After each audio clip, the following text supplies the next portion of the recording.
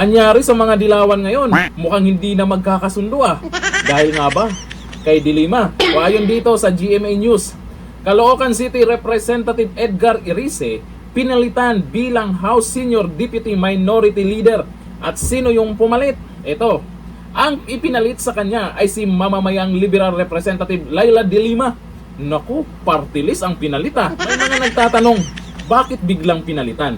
Sa post po na Facebook Reels ni Dorian Stories, sabi po niya dito, ito yata ang dahilan bakit tinanggal si Representative Edgar Irice as House Senior Deputy Minority Leader at pinalitan ni Dilima. Yan lamang ay katanungan, posibleng ito ang dahilan dahil tumaas ang boses ni Irice kanina dyan. At eto ang pinagsasabi niya. Bakit? Binabastos natin ang essence ng konstitusyon kung ipapasa natin itong bill na ito.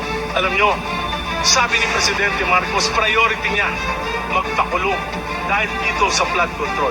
Nagawa niya ba? Hindi. Bola lang. Sinabi ni Presidente, priority niya yung independent commission na ipasa ba? Hindi. Bola lang. Ngayon, sabi niya, priority niya, anti-political dynasty. Alam na alam niya yung meaning ng dynasty sapagkat kaming dalawa ang author nung kauna-unahang batas na mayroong provision ng anti-political dynasty bill. Bola lahat? Please, Bola nun? Bola, please, bola, direct. Marcos! Your Honor, please direct. If that's a court objection, you don't need to explain your objection. You just say you objected to the motion. Pero ngayon, worse!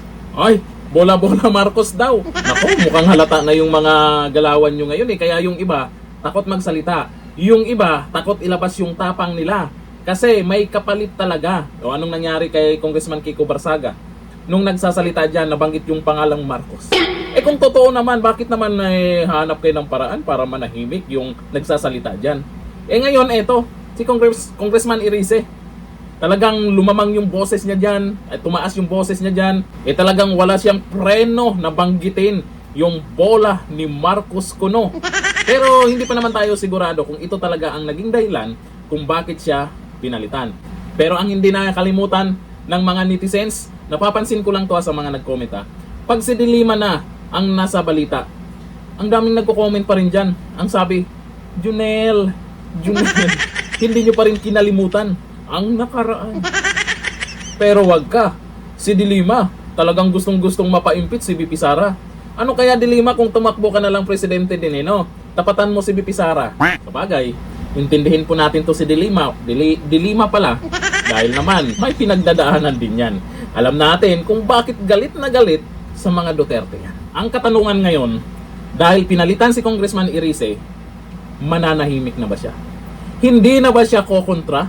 Kung sa tingin niya or may nakikita siyang mali dyan sa kamera, abangan po natin yan. Malamang itong si Dilima, lalong mag-iingayan. Junel. Hanggang dito na lang. Thank you. Bye-bye.